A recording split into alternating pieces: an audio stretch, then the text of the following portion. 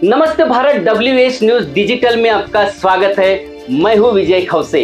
आज के खबर के प्रायोजक है एश इलेक्ट्रॉनिक्स एंड फर्नीचर्स वाड़ी नागपुर। हम रहते हैं खबरों के आगे, खबरों के पीछे।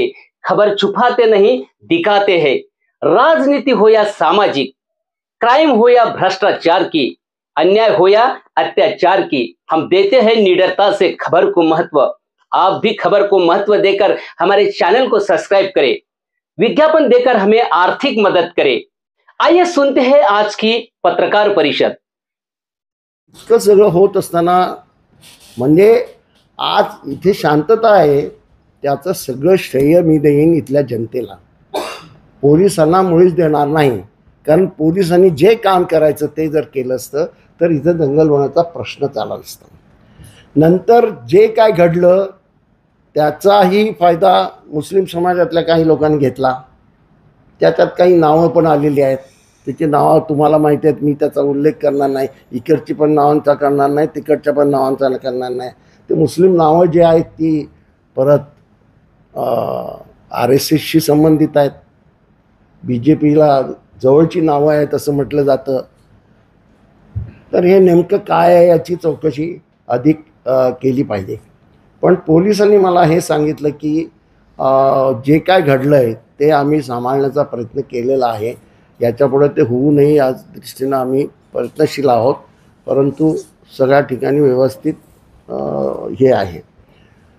आता असं याच्यामध्ये जी पकडले गेलेले आहेत त्याच्यात 12 मुलं पकडली गेली आहेत, 18 वर्षाच्या खालची मुलं।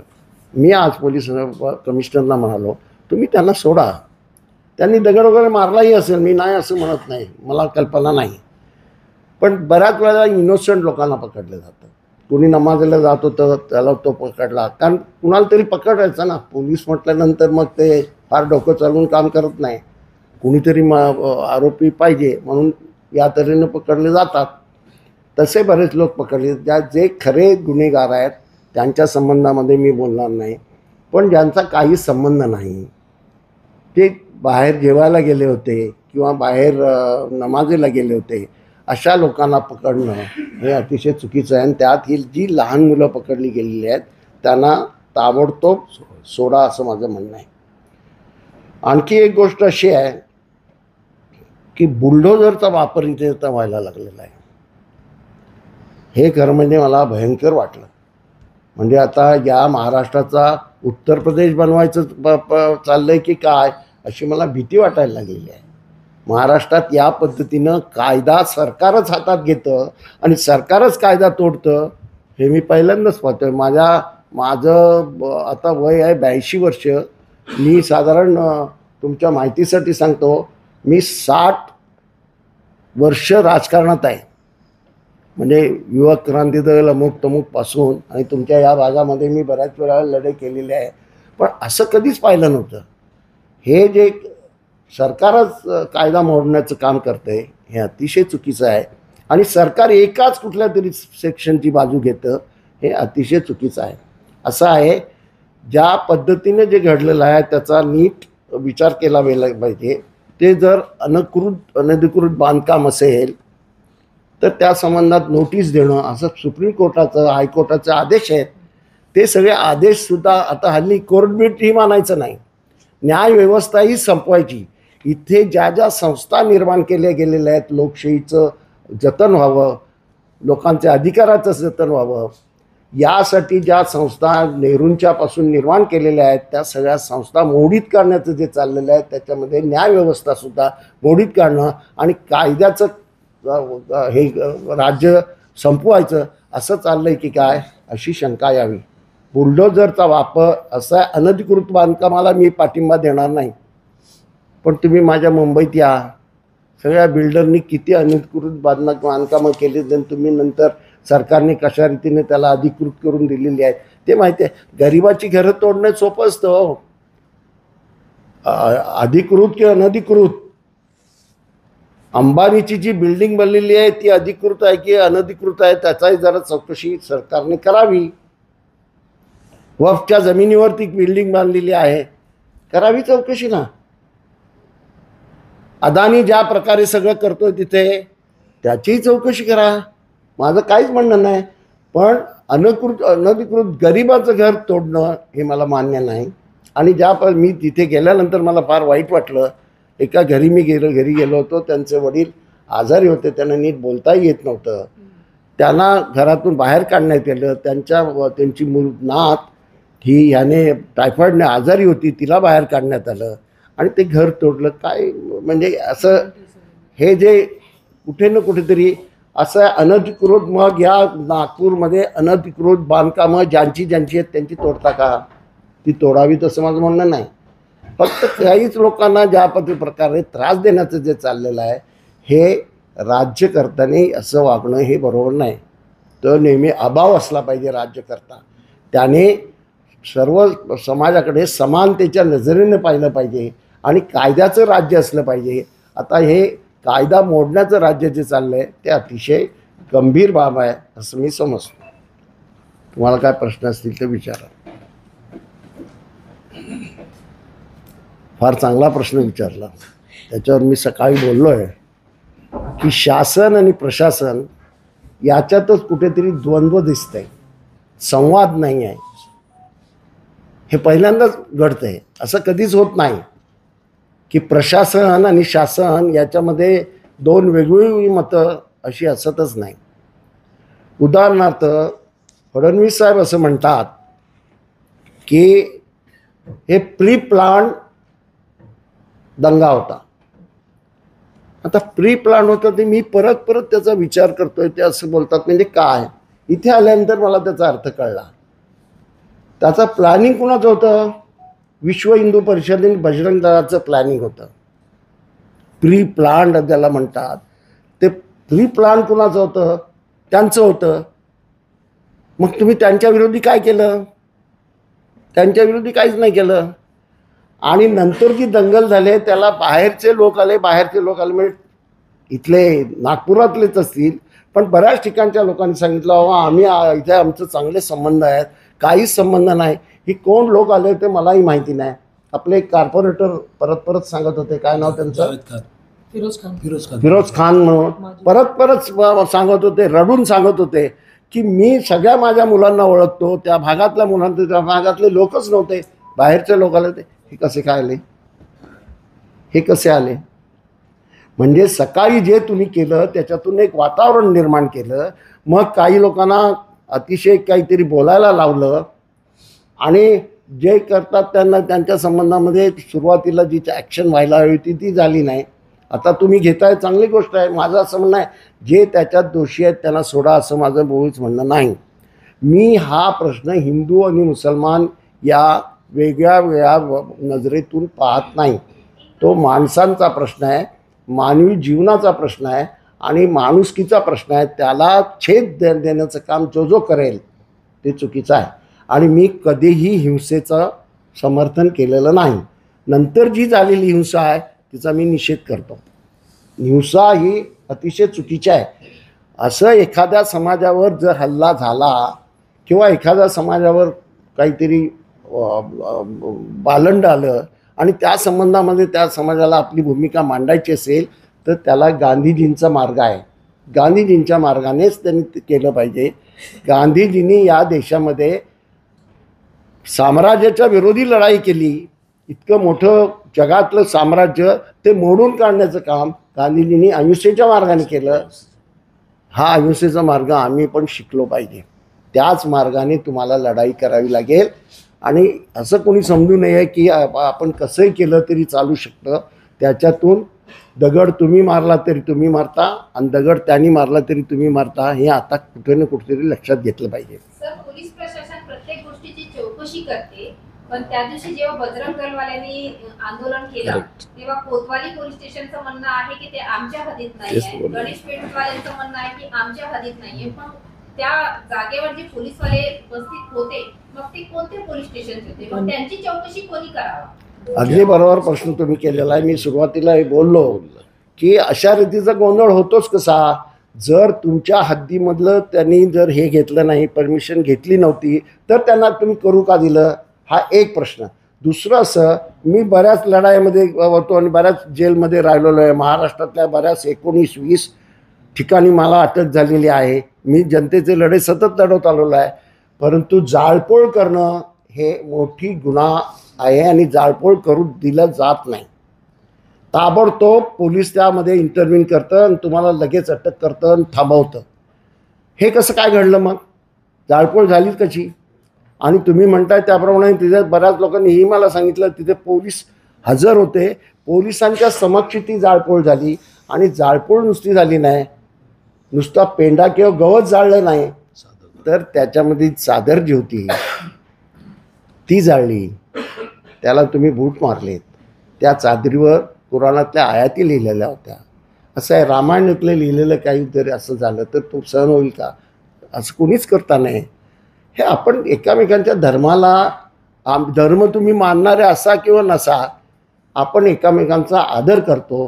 हा अनादर जो केला गेला आणि त्यानंतर सुद्धा पोलीस गप्प का राहिले या संबंधामध्ये मी पोलीस कमिशनरला विचारलं, त्यांच्याकडे त्या संबंधात उत्तर काही नव्हतं. म्हणजे तुम्ही शासन आणि प्रशासनाच्या संबंधामध्ये जो विचारलेला प्रश्न आहे, आता हा नेमका प्रश्न आहे. आणि मला असं वाटतं की कुठे ना कुठेतरी प्रशासन हे शासनाच्या ह्याच्यामध्ये दंडेलीखाली आहे असं दिसतं. बट दलवाई साहब, आपके हिसाब से इसकी रिस्पॉन्सिबिलिटी किसकी है? क्या पुलिस की है जो फेल हुए प्रोटेस्ट रोकने में, या उन प्रोटेस्टर्स की है जिनका आपने जैसे कहा कि पुलिस पिक्चर्स वाली एक क्लॉथ को जलाया गया? तो रिस्पॉन्सिबिलिटी किसकी है? नहीं, बराबर है, आपने सवाल पूछा. ऐसा है, ये जो हुआ औरंगजेब की प्रतिमा जलाई गई, ये पहली बार नहीं जलाई गई. इसके पहले 6 जगह जलाई गई है, ऐसा यहाँ के लोगों ने मुझे बताया. कहाँ भी गड़बड़ी नहीं हुई. मुसलमानों को औरंगजेब की कब्र उखाड़ दो, क्या करो, उससे हमें कोई सवाल नहीं.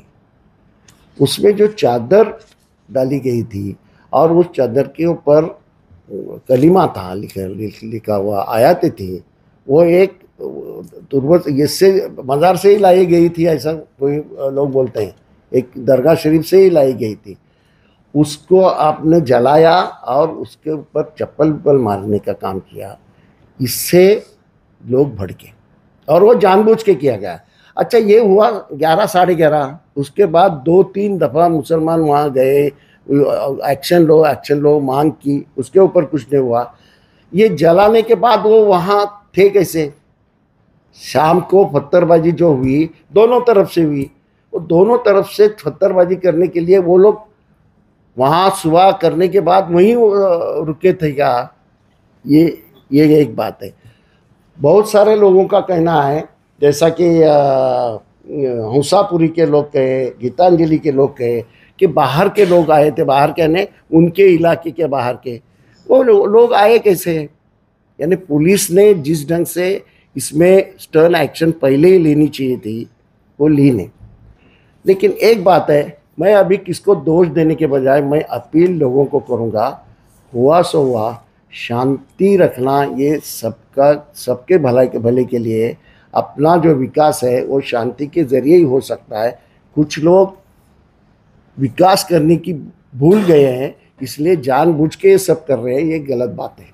दळवी साहेब, मुख्य मुद्दा हे आहे की आपण बुलडोझरच्या बारामध्ये सांगितलेला आहे, जो मकान तोडलेला आहे, तर ते धार्मिक भावनेच्या दुश्मनीमधून तोडलेला आहे की कशामधून तोडलेला आहे?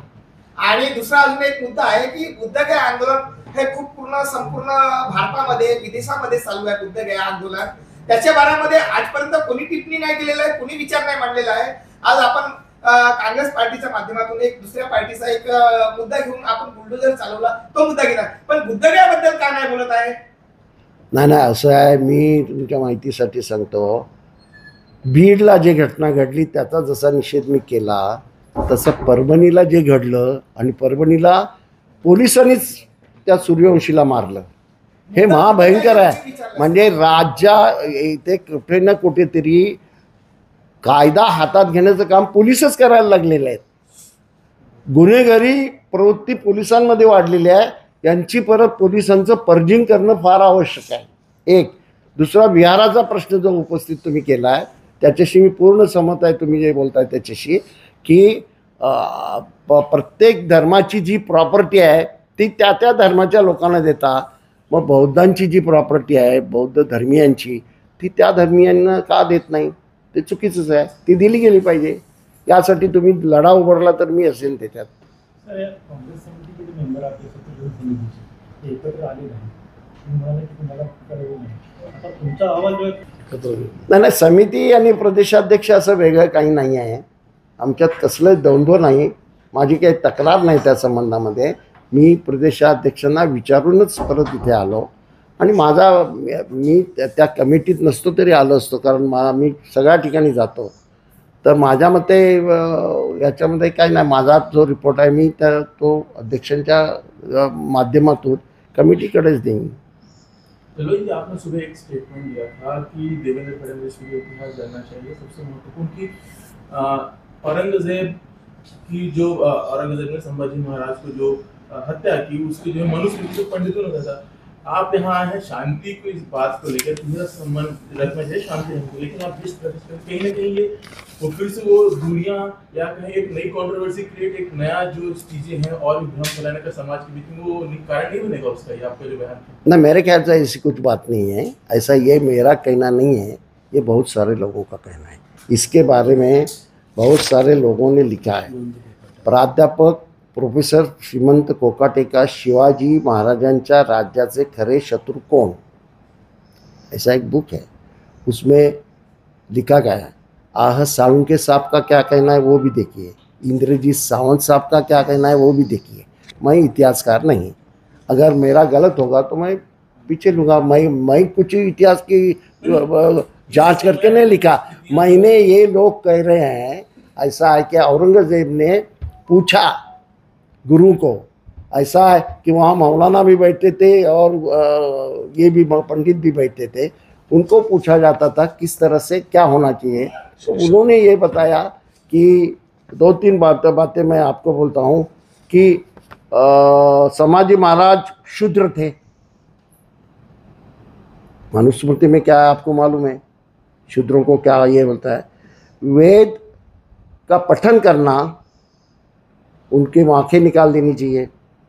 वेद मंत्र पठन करने के बाद उनकी वेद पढ़ना, आँखें निकाल देनी चाहिए. वेद मंत्र का पठन करना, उसकी जुबान काटनी चाहिए. वेद मंत्र सुनना, कान में शीशा डालना चाहिए. ये मनुस्मृति और याज्ञवल्क्य स्मृति, ये दोनों में लिखा है. उस तरह से किसको कैसी ये देने के वो राजा तय करते थे, उनको बताते थे. इसका मतलब ये नहीं कि औरंगजेब क्रूर नहीं था. ये पहले ही मैं बोला, उसने अपने भाई को क्रूरता से ही मारा. दारा शिको एक बहुत अच्छा विद्वान था, उसने रामायण और महाभारत का ये पर्शियन में ट्रांसलेशन किया है, और उसका बाप उसको बादशाह बनाना चाहता था. वो बादशाह बनना नहीं चाहिए, इसलिए उसको मुल्ला मौलूम को बुला के ये मुसलमान सही मुसलमान नहीं है ऐसा करके उसको मारने का काम क्रूरता से ही किया. ये मैं जब बोला, इसका मतलब ये नहीं कि औरंगजेब क्रूर नहीं, औरंगजेब तो क्रूर था. और इसलिए मुसलमानों को मैं कहता हूँ कि आप औरंगजेब की तारीफ मत करो. सर, हाईकोर्ट ने कल जो है सरकार के ऊपर जो है सवाल खड़े किए कि जिस तरह से बुलडोजर कार्रवाई की गई वो वैधनीय संवैधानिक के अनुरूप नहीं है.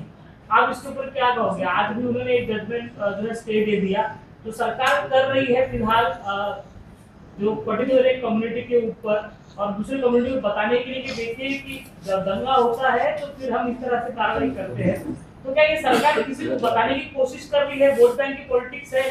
संविधान के अनुरूप तो कार्रवाई कल नहीं हुई, जो जगह जो हुई अनुरूप तो कार्रवाई वो तो कोर्ट खुद बोल रहा है. नहीं, आप शायद देर से आए. ये मैंने कहा है कि पहले ही बोला कि जिस ढंग से ये बुलडोज़र की बात आ रही है, ये बुलडोज़र कहाँ से आया, मुझे भी ज़रा ताज्जुब लगा. फिर हमारे दोस्त ने मुझे बोलता है ये बुलडोज़र तो यूपी से है. ये यूपी से ही बुलडोज़र आया है, क्योंकि यूपी तय करती है आजकल क्या होने का. गुजरात तय करती है, महाराष्ट्र का शिवाजी महाराज नहीं तय करता. अभी कौन तय करता है ये देखिए. ऐसा शिवाजी महाराज के जमाने में ये कभी नहीं हुआ। बुलडोजर सरकार कहाँ जा रही है, देश सर, कहाँ जा रहा है? ये सही बात है कि सरकार आज खुद ही कानून तोड़ने का काम करती है और ये बहुत गंभीर बात है। जो औरंगजेब की जो कब्र है उसको हटाने की मांग की जा रही है। आपने कहा हम छत्रपति शिवाजी को मानने वाले हैं, उनके जो वंशज है वो इसको मांग कर रहे हैं, उस पर आपका क्या है, हटानी चाहिए कि नहीं हटानी चाहिए? ऐसा है कि अभी आरएसएस भी ये बोली है कि 300-400 साल की कब्रें क्यों उखाड़ रहे हैं, क्या जरूरत है? आपको मालूम है औरंगजेब की कब्र कहाँ है? वो मैंने कभी नहीं देखी है। मुझे लगता था औरंगाबाद में है, वो औरंगाबाद में नहीं है। वो मुझे ये औरंगजेब की बात निकली तब मुझे मेरी बीवी ने बताया, अरे वो खुलताबाद में है। अभी कोई जाता ही वहाँ मुसलमान, अभी उसकी याद क्यों दिलाते हो औरंगजेब की? अभी मेरा कैसा होगा, मेरे बच्चों को शिक्षा कैसी मिलेगी, मुझे खाना कैसा मिलेगा, इसका सोच, मुझे नौकरी कैसी मिलेगी, ये सोचने के बजाय इतिहास में औरंगजेब क्या था जाने दो ना। और महाराष्ट्र का मुसलमान तो औरंगजेब का संबंध नहीं है। हमें सही माने में हमारे पुरखे को अगर किसने सम्मान से रखा होगा तो छत्रपति शिवाजी महाराज ने रखा, तो हम उनको मानने वाले लोग हैं। सर समझा औरंगजेब दोस्तों, खबर देखने के लिए आपका शुक्रिया। आज के लिए बस इतना ही, फिर मिलेंगे नए खबर के साथ, तो बने रहिए WH न्यूज के साथ। चैनल को लाइक सब्सक्राइब करें, फेसबुक इंस्टाग्राम पर फॉलो करें, विज्ञापन देकर हमें आर्थिक सहयोग करें। धन्यवाद।